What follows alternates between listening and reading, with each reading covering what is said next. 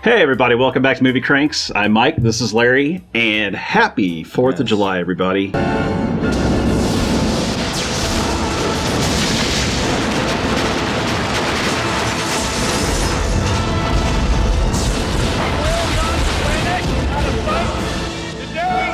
we celebrate our Independence Day.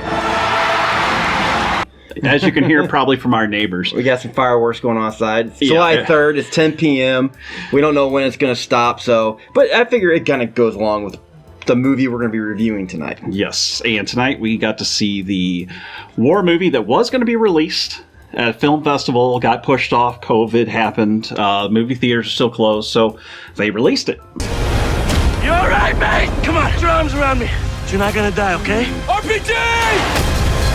Red platoon! We're taking this bitch back. It was a good war action drama. Let's start with the positives. This is a happy 4th of July day, so let's start with the positives. The positives? Yeah. Let's just talk then about the 45-minute action sequence that this movie has. Yes. Because that, to me, was absolutely the best part about this movie. I even made him stop, and I said, well, what time is it? Yeah. Hour and 7 minutes to get to it. Once it happens, it's long, practical effects, explosions, violence, blood. Yep. To me, it really puts you in the soldier's place. That's when everything came together. The filming, the visuals, the audio, everything in that 45-minute period was precise. It was the war movie that I was hoping for. It had the same feeling as the one we were talking about, 12 Strong. Yeah. It had that same, you saw the bullets flying through the air, you saw the explosions, and it was just, you were covered in it. And I was like, wow, this is really good. It was real fluid. But I felt like these cinematographers were definitely made for war, action. More so than the drama elements. I felt like we were in a very, very real Saving Private Ryan sort of battle. And to me, that's when the realism came in with Saving Private Ryan. Yeah. And this had that same feeling when the machine guns were going off and the helicopters were going by and the bombs were exploding. You had that raw feeling. You had a lot of, anger and craziness and confusion and excitedness and all that. You had everything at once. Almost kind of like you took a grenade to your own head and you just got that ringing feeling. That shock. Yeah. And it was just, there was so much, you got to give credit to these guys. It was so insanely difficult to understand what was going on, but the training and the way they were prepared, the best they could, worked out. Yeah, and they do. It could have been much worse. They do show in the beginning kind of how somebody has a tactical mind. Yes. And he puts things together and he lays it out for you basically how this would unfold. Yeah, Eastwood's character. And I like that they did that. Yeah. And they also, in these moments with all this action and everything's going around you, you see guys here that kind of at first were like little weaselly. You just don't trust them. You don't feel like you could trust this guy in battle. Yeah. And then you turn around and find them as the heroes. They seem like kids almost. Yeah. Like in the beginning, they were just a lot of young kids mouthing off, getting in trouble, having arguments, just bickering about pointless shit. But then all of a sudden, when the action starts, they all slam together. Yes. And when that's when you got the best of this movie. Yep. And I think but before that, I mean, but don't give up on the good. Before that, we still got Orlando Bloom. So how do we do our jobs and stay safe? We need to keep a good relationship with the locals. Respect keeps us safe. We won't lie, we're not going to spoil too much. It's a true story, but he's only in the movie for a little bit. I was very disappointed. I was really sad to see that. I was wanting Orlando Bloom. And even Milo Gibson, I thought when he came in, he did a really good job too. Yeah. Mel Gibson's son. Actually, there's a lot of famous sons in this. You got Clint Eastwood's son. Yep. You got Scott Eastwood. You got Milo Gibson. That's Mel Gibson's son. You also got Mick Jagger's son in here somewhere. I didn't really see him. Someone would have pointed him out to me. Yeah, you'd have to point him out, but he's in here. And they said they didn't really plan this out, but there's just a lot of kids. Yeah. And a lot of young, up-and-coming possible action stars. And a lot of them did great. Yeah. Eastwood was really good. I enjoyed how well he played the role.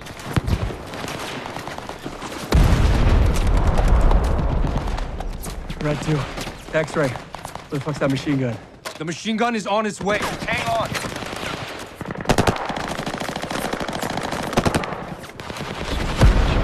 X-ray, we gotta move. We gotta get to the front gate now. He was very straightforward in this. No joking around, really. He was like clear-cut, excellent action. There's a lot of times in this movie you're definitely going to get that Clint Eastwood vibe from him. Yeah, boy. I mean, there's times he just got that dad. gritty look, and you're like, man, Yes. and this guy needs to do a cowboy movie. This is what he needs to do. A Western. He's building up to that. War movies And first. he is somewhat with me, kind of growing on me as an actor, slowly. I know, what was that movie? Pacific Rim Uprising. Oh. For this, I will forgive him for that. Yeah, I'll forgive him for that. This movie, finally, he's grown up. He's got the look of his dad. He had that determination, and he wanted to make this the best he could. And I think he did a great job. But no, he is growing on me as an actor. I think they need to give him some better parts because I think he can handle it.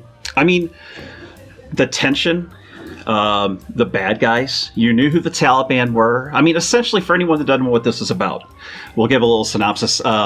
It was a battle over an outpost. It was all these little outposts were set up in Afghanistan so that the troops could directly intermix with the locals and help the population try to fight the Taliban.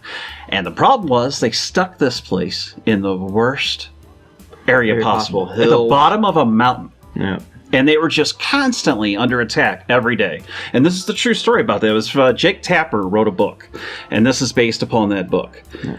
And it shows a lot. Did you get the feeling during this that there was a lot of...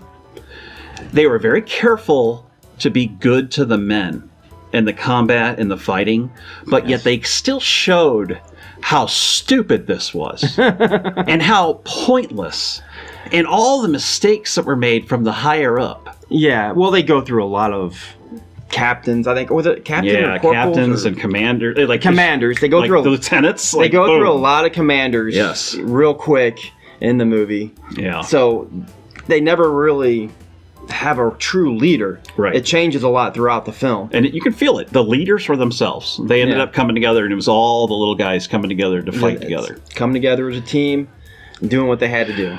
But and I will say this: an ending of the good parts. Some of the best combat I've seen.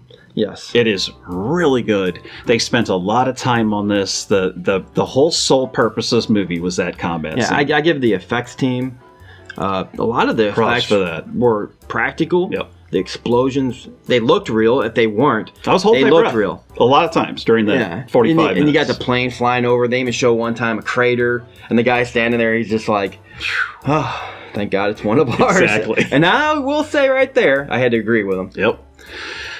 Now that we've talked about the good, yes, the fireworks have ended. Literally. And there's some just went off, I think. Yep. We have to talk about what didn't work.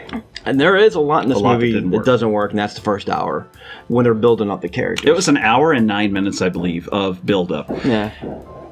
And there it goes now.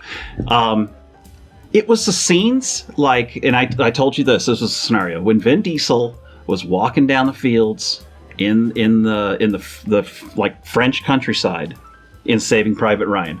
They would have banter. They would talk and they would communicate and they would talk like army guys would. It seemed real. But there was a point to it.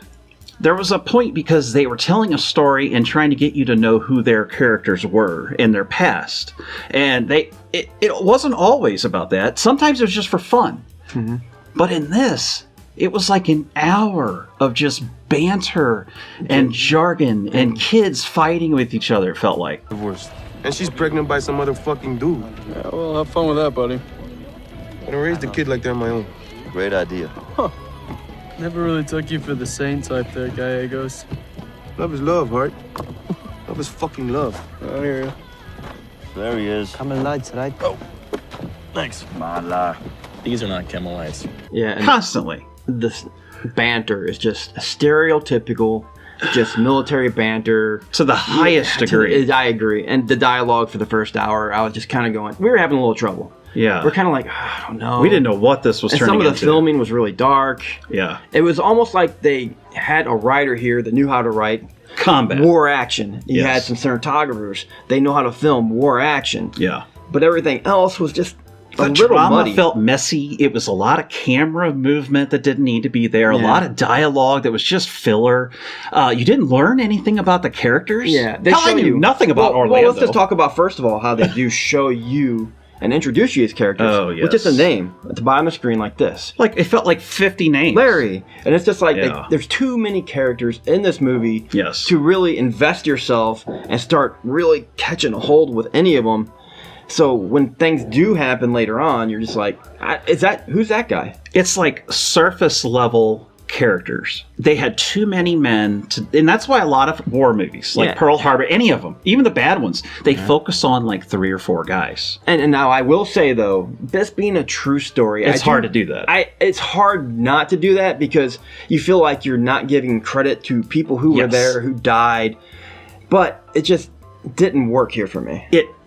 I think they could have condensed it and created scenes, like maybe some background scenes, like of the men before they went into war, or something, because this was surface level characters. Best way, I knew nothing about them. Best way I can explain it is Scott Eastwood. Yeah. His character in this movie is a main character, but for the first hour, I just felt like he was another one of the guys just in the another background. guy. You don't really get to learn anything about him almost until the end of the movie, that he even has anything on the outside. I mean, it was just a lot of chatter, a lot of dialogue. I mean, it just didn't go fast enough and move, and it didn't give us anything. It was just like they needed to pad this out. It felt like it was just little bits and pieces. And of I don't know if banter. the book's like this. Maybe the book is like this. And they would edit over to somebody else, little pieces of banter, edit, and it was just like I was going, oh man.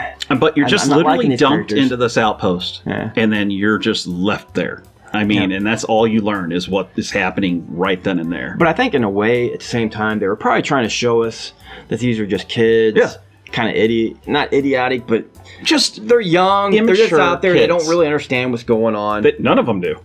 At the end of the day, was it worth it, do you think, Combat Outpost Keating, being there? I don't want to say it wasn't worth it, because I feel like it takes away from what we did. It's a complicated answer. I hate to say that we occupied that area for 3 years and didn't accomplish nothing. I hate to say that. I hate to even think that. And then they do grow throughout the movie. And let's talk about that. The politics of this is none of them knew what was going on. None of them knew what they were fighting for until they realized the only thing they were fighting for was to stay alive. Yeah. And to keep the guys next to you alive. That's all they were fighting for. They didn't care about anything else. That's when you find out, and they find out, who they really are in battle. Right. And I think that's the moral or the basic... The gist of this. But no, I think that's basically was his intentions when he was writing this movie. Right. To show you, here's just some kids, they don't understand, and then boom. Puts them together as a family, like a big fighting unit. Yeah. Even the guys that didn't like each other were trying to save each other. What didn't save him? Who? Mace. Mace. He was your friend? No. No, he was not. It was important to see that. And it kind of showed a little bit of the politics, but it didn't really get in. I don't know. If this had a message, the message was simple. They didn't know what the hell they were doing, and they probably still don't now. And it's tough. It's tough to watch, but you know what? It made a good 45 minutes. I would say I'd recommend this based upon that 45 minutes. The rest of the movie you just have to get through. Yeah, I'd recommend it on the 45 minutes. Yep. And even after that 45 minutes, they go on for about another 20 minutes. The movie should have probably been an hour 25. Hour and 30 minutes, hour 30. It would have been a lot better, I think. A lot better. And I think that it would have been better if they would have just built 3 to 4 characters, not revolved around everybody. Even though I know it's hard to do because you want to pay your respect. I think Eastwood, the one kid, I can't think of his name from the movie, or I think, what is his name? Caleb something Landry. I think they could have built him a little more at the beginning to have a little more depth to the characters, where you would have felt a little more during the battle. But other than more that, into them, yeah. Yeah, but other than that, I mean, it was a decent movie. It definitely does not replace 12 Strong for me. No, but I will tell you this. You called it earlier. When we first started talking about this, I said, what would you have changed? You said, you know what? I just started the movie at that hour mark. Hour 7. When the battle started. And what they could have done is they could have had scenes of the actual battle and then switch to scenes of before. Yeah. Like the men doing stuff together and getting to know them, and then switch back to the battle. Make that the core movie. But instead, they front-loaded this thing with an hour of filler and talk, and then the action felt self-contained in this little block. Yeah. So I don't know. I'm going to have to say I would give this movie a C+. Good action, good actors that tried real hard, but they weren't given the proper dialogue and tools, and the tone of this was just a little all over the place too. Yeah, I agree with you. I think the cinematographer, the writer, the director, they know action, they know war, they know Felt like it. Gunshots, explosions. It was beautiful during them 45 minutes. I don't think they quite are as good at building characters and all the stuff that happened before that. But overall, I was pretty satisfied. Like I said, it definitely doesn't replace 12 Strong for me. No. But I'm on board with you as a C+. Oh, we are in agreement. Yes. That is a 4th of July miracle. Yes.